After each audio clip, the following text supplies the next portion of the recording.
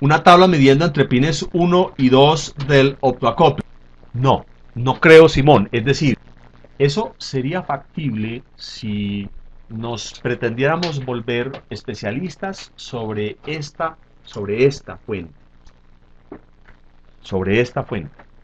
Podríamos decir, esta fuente trabaja a tanto y la frecuencia normal es tanto, la frecuencia de trabajo normal, pero hay que tener en cuenta que esa fuente cuando tiene más carga, es decir, le suben el volumen al televisor y la pantalla se pone más brillante, y ya tiene que mantener los 110 voltios aun cuando le estén jalando más corriente, aun cuando el voltaje trate de bajarse. ¿Qué hará para subir a mantener los 110 voltios? No subir los 110 voltios, sino mantenerlos. Tiene que bajar un poquito la frecuencia. Y bajando la frecuencia, no se van a subir los 110 voltios porque es que están consumiendo más a la salida. Pero en el momento en que le bajen el volumen al televisor y la pantalla ya no tenga tanto brillo, los 110 voltios van a tratar de subirse. Entonces, ¿qué hace el circuito comparador de error y a través del autoacople cómo se va a manifestar? Hombre, va a decir, voy a subir la frecuencia, es decir, le voy a decir al switch corte más rápido, pero no habría ni siquiera, pensándolo bien, ni siquiera diciendo, Simón, que nos vamos a volver especialistas en esta fuente. Creo yo que sería consistente hablar de algo y como relativo a la frecuencia aún en el autoacople. Por ahora, dejémosla sola esa fórmula que aparentemente es demasiado poca, demasiado poco, pero vamos a ver que esa, con otras cositas que vamos a añadir a lo largo del tiempo, nos van a dar cierto valor, cierta cancha. Sí, yo diría que en el transcurso de las charlas y de la práctica, como ir haciendo ahora sí, una tabla de descartes, o no sé, como decíamos la semana pasada, si hay algo de voltaje en la salida de la fuente, entonces lo último que le echamos la culpa es al switch o al regulador, ¿cierto? Cosas así. Exacto. Bueno, la pregunta de Gildardo. La pregunta de Gildardo. Dice, serían entre 0.9 y 1,2 voltios en pines 1 y 2, aunque esté alterada la fuente. Vamos a verlo con un ejemplo, Gildardo. Vamos a volver a la fuente. A esta fuente vamos a quitarle la trampa que tenemos ahora. Entonces vamos a quitarle esta fuga que tenemos aquí. Quitamos acá. Y quitamos esta tierrita que está por ahí, volando. Bueno, listo. Ahí la fuente debe quedar normal. Listo. Vamos a decir lo siguiente. El circuito autoacople, el circuito comparador de error va a actuar. Y va a actuar bien porque no le vamos a alterar nada. Pero vamos a hacerle una trampa. Vamos a cortar aquí. Vamos a cortar la salida del autoacople. Entonces, el autoacople en los pines 1 y 2 va a trabajar bien.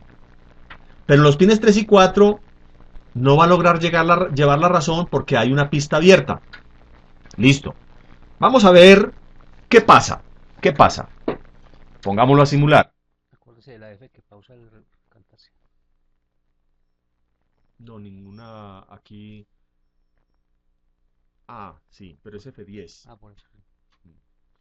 Bueno. Además, él va parpadeando aquí, vea. Ajá. Bueno, vamos llegando ya por los lados de 100.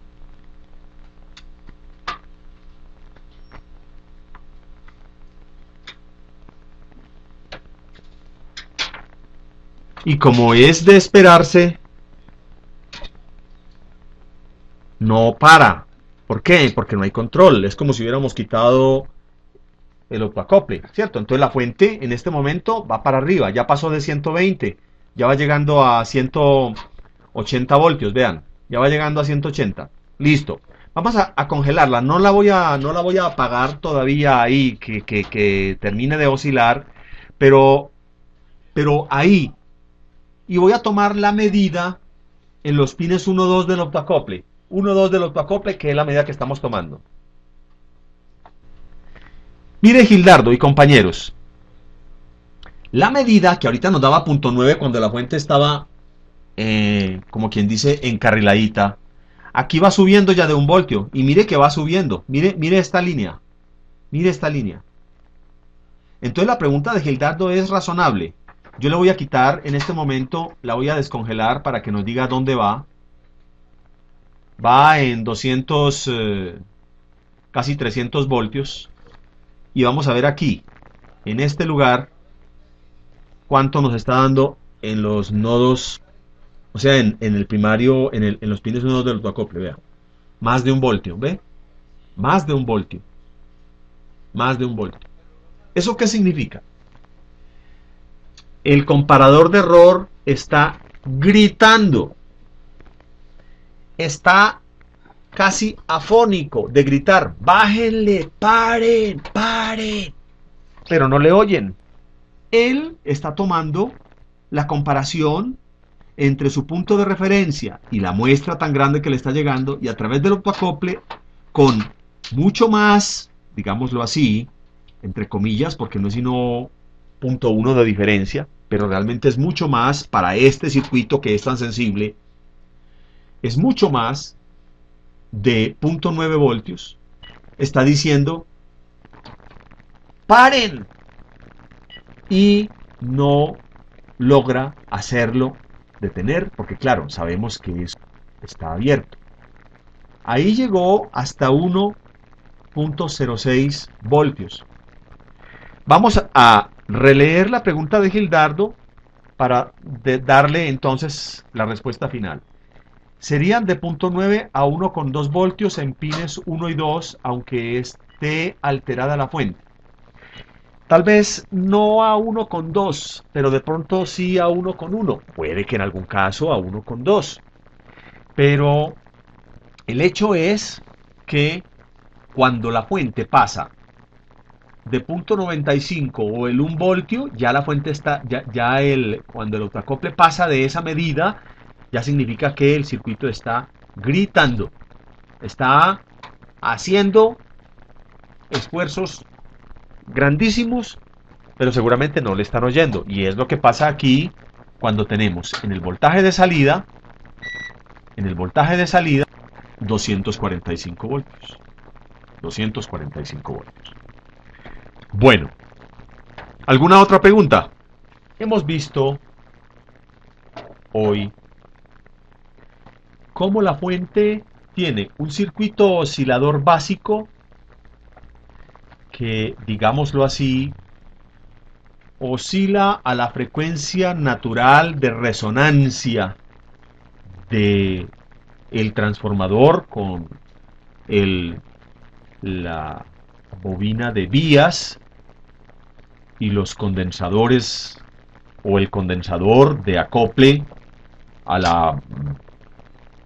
desde el vías a la base del switch, y el B612. Esos son los circuitos básicos de oscilación. Pero si no hay intervención de un circuito de comparación, la fuente se desboca. Para evitar que se desboque, es necesario tomar la muestra, compararla con la referencia y a través del optoacople llevar el voltaje de error de modo que llegue hasta la base de B612 y apague. No hemos tenido en cuenta mucho al transistor que está justo entre el optoacople y el driver, pero ese transistor es parte de la cadena. Parte de la cadena. Cuando nosotros hablamos de el circuito de control de la fuente, estamos hablando de una cadena en donde la muestra, vamos a coger aquí, entonces, la muestra, la referencia, el comparador, el optoacople, el transistor V611, este es el que casi no hemos hablado, el B612. Todos estos son eslabones de la cadena. Eslabones de la cadena.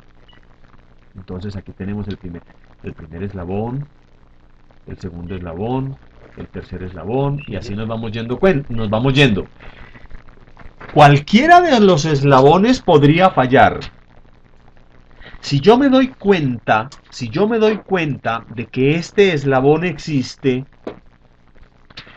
¿qué oficio desempeña el hecho de mirar un voltio entre pines 1 y 2 del opto? ¿Qué pitos toca esto? ¿Dónde queda esto en la observación? Para hacer una síntesis de lo que hemos visto hoy. En que aquí sé yo si tengo que tener en cuenta toda la cadena o no, o tengo que partir la cadena. Antes de hacer ese broche final, vamos a hacerlo de esta manera. Miren lo siguiente. Voy a poner, primero que todo, voy a restituir esto. Y voy a poner aquí una falla en el optoacople. Voy a poner una fuga entre los pines 3, 4 del optoacople. Se da. Mire pues. Esta resistencia la voy a poner de 500 ohmios también. Listo. De 500 ohmios. Pongamos a simular la fuente.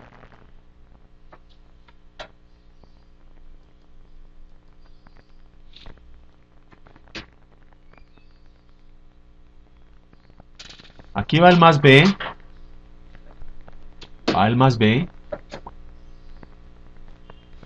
En 8 voltios. Ya era hora de que fuera mucho más arriba. Y es que claro, al tener una fuga en el optoacople está diciendo a toda hora, pare, ¿sí o no? Al tener una fuga en el optoacople, acuérdense de eso. Estamos diciéndole al circuito constantemente, pare. Entonces la fuente, mire que no alcanza a subir, vea. Mire dónde va, 9 voltios. Le pusimos una fuga muy grande, 500 ohmios. Digo grande no porque 500 ohmios sean un corto, sino porque es muy grande en el efecto que estamos haciendo en la fuente. Vamos a congelarla ahí, dejémosla que funcione. Listo. En ese punto, la fuente solamente está alrededor de 10 voltios, 9.9 voltios, vea. Ahora, vamos a mirar el optoacople, donde habíamos dicho que es la medición correcta. Lo vamos a poner aquí en este lugar. Mire, ahí sí, mírelo. Aquí nos está diciendo, vamos a poner el cursorcito para que quede fácil mirar. Este voltaje, aquí es cualquiera de los dos, nos está dando porque le puse los dos cursores, vea. 312 milivoltios, 313, 314, 315, 316. Pregunta. En este momento podemos decir que el circuito de control está actuando. Está callado. ¿Por qué? Porque acuérdense que el circuito de control, sabemos que la acción del circuito de control es válida a partir de 0.9 voltios. En este caso podemos decir el circuito de control está callado. Yo la voy a descongelar. Miren que casi está estable y tenemos 12 voltios. Ya la podemos parar ahí. A lo máximo que subió, vea, 110 voltios.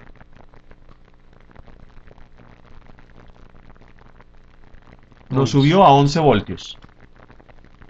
Y en el optoacople, entre pines 1 y 2, tengo 0.3 voltios. 0.3 voltios. Entonces, volvamos aquí. Ahí es donde entra. Tenemos todos estos eslabones aquí. Muy bien. Ahora, esta es la muestra, esta es la referencia, este es el comparador y este es el opto. Aquí estaría la parte donde yo medí. De aquí hacia la muestra. ¿Este circuito está trabajando? No. No.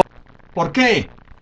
Porque no tengo un voltio entre pines 1 y 2 del octoacople. ¿Qué significa? Que voy a buscar el problema por el lado del octoacople, por el lado de control. No. No, no. Ese problema lo debo buscar. Si voy a buscar en la cadena que estoy hablando, voy a buscar de aquí hacia adelante. Es decir, en la parte secundaria del octoacople, como es el caso que tenemos ahí, O en tierra caliente.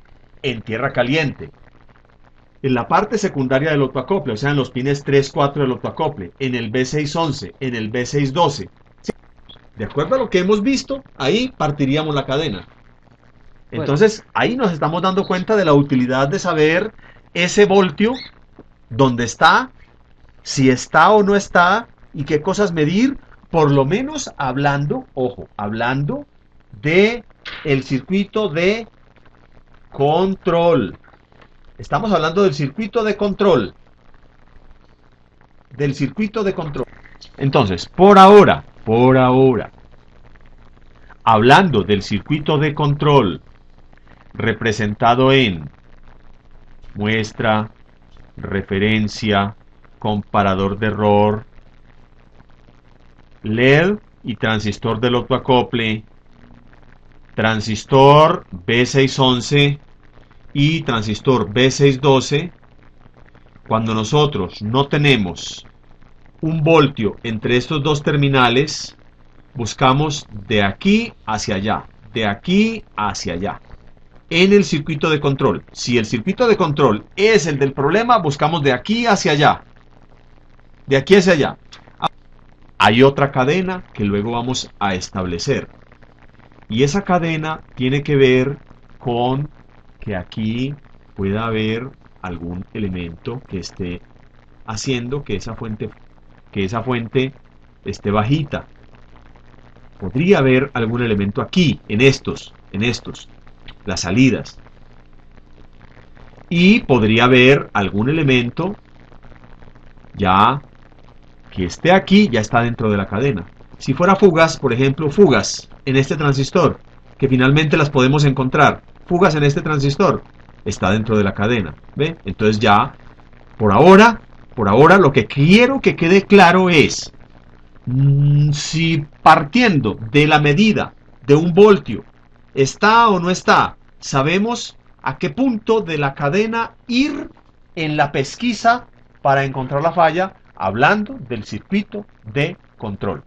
Si eso queda entendido, me considero satisfecho por el día de hoy. profe, para ir haciendo la lista de posibles deducciones, sería atrevido decir que si el voltaje está alto, o sea, fuente desbocada, siempre será circuito de control. Y si está bajo, la falla puede estar en tierra caliente o en tierra... o todavía no. Bueno, esa relación en este momento me parece muy pertinente. Sin embargo, puede que haya algún instante en que nosotros tengamos que decir a esa fórmula, ojo aquí, pero dejémosla en este momento como una fórmula válida. Repítala, que es bueno que quede clara.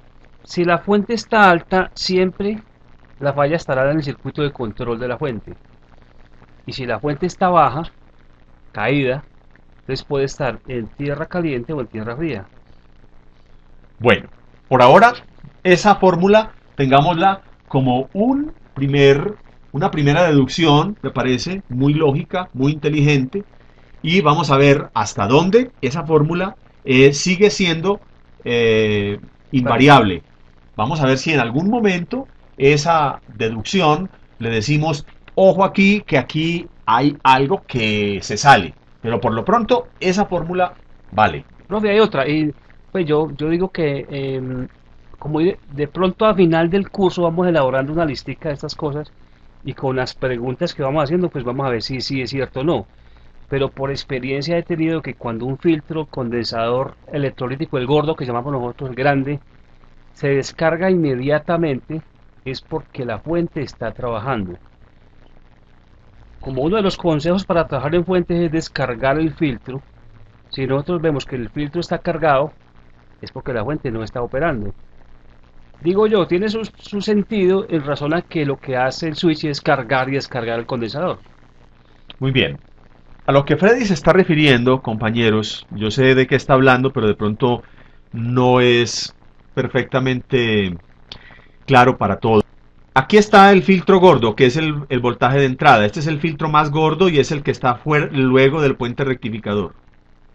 La experiencia de Freddy, mía y de muchos de ustedes es cuando la fuente tiene problemas, pero oscila siquiera y yo la desconecto, este filtro queda descargado. Pero cuando la fuente no oscila en lo absoluto, este filtro se queda cargado y hay que descargarlo. Siempre hay que fijarse porque no sabemos, no podemos decir sin tocar, sin ver, sin medir si la fuente trabaja o no trabaja siquiera por un instante. Esa es una buena pauta también para ir teniendo puntos como esos salvavidas que nos van a dar puntos de referencia. Entonces, el filtro gordo, el filtro de aplanamiento, si al final del proceso, después de desconectar la fuente, el filtro queda cargado, lo más probable es que la fuente ni siquiera arranque.